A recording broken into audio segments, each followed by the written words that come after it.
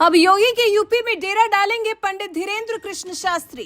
5 दिन यूपी में ही मचाएंगे धमाल, जुटेंगे कई मंत्री। बाबा के दरबार में नेताओं की फौज आने को व्याकुल हो रही, हाजिरी लगाने के लिए अभी से ही भीड़ जुटने लगी। हनुमंत कथा सुनाकर भक्तों को मंत्रमुग्ध करेंगे धीरेन्द्र कृष्ण शास्त्री। मेरठ के जागृति विहार एक्सटेंशन में तैयारियों की धूम दिखाई दे रही। श्रद्धालुओं के लिए सजाया गया है जबरदस्त पंडाल, सुरक्षा के भी किए गए हैं बेहद पुख्ता इंतजाम।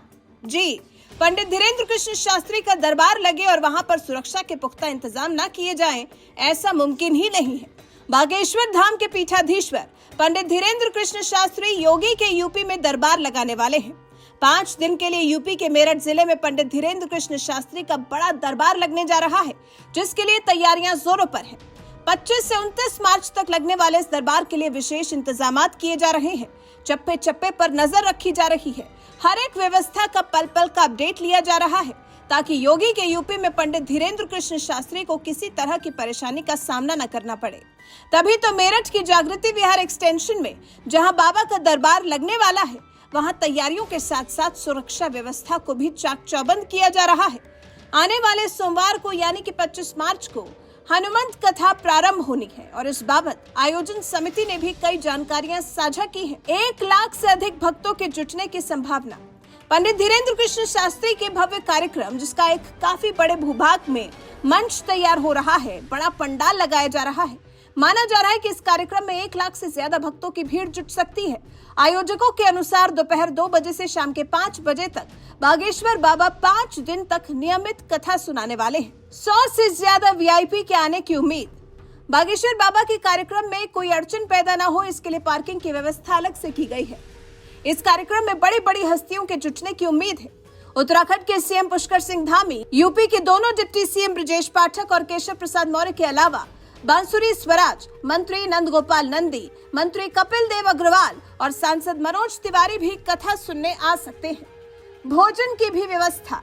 भोजन की व्यवस्था के लिए आयोजन स्थल पर पेड फूड स्टॉल लगाए जाएंगे, लेकिन बाहरी खाद्य विक्रेताओं को अनुमति नहीं होगी।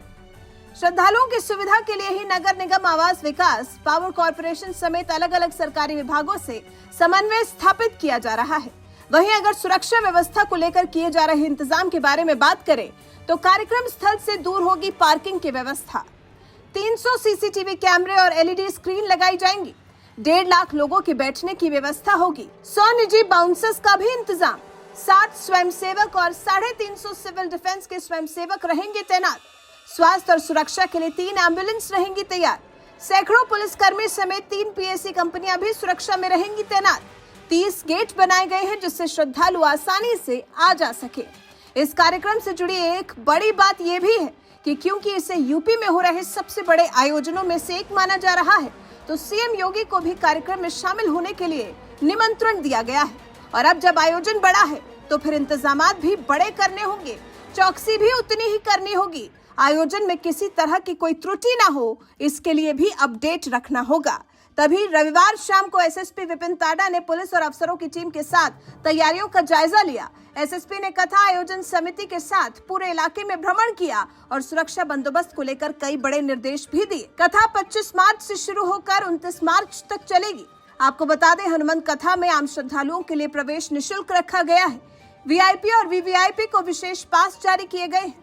वैसे आप बागेश्वर धाम के पीठाधीश्वर पंडित धीरेन्द्र कृष्ण शास्त्री के यूपी आगमन को लेकर क्या कहना चाहेंगे, कमेंट कर हमें जरूर बताएं। साथ ही हमारे चैनल को सब्सक्राइब कर बेल आइकन दबाना बिल्कुल न भूलें।